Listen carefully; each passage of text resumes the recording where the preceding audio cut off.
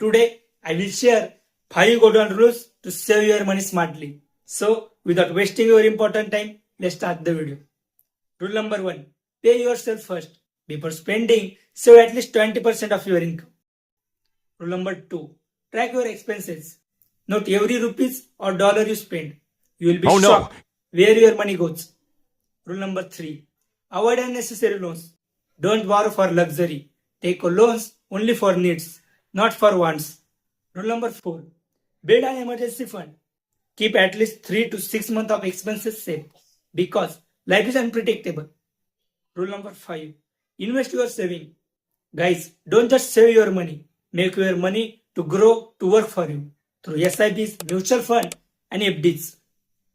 Follow these 5 rules and your future self will thank you. If you really like this, don't forget like, share and subscribe to Paisa Bolta Hai for more videos.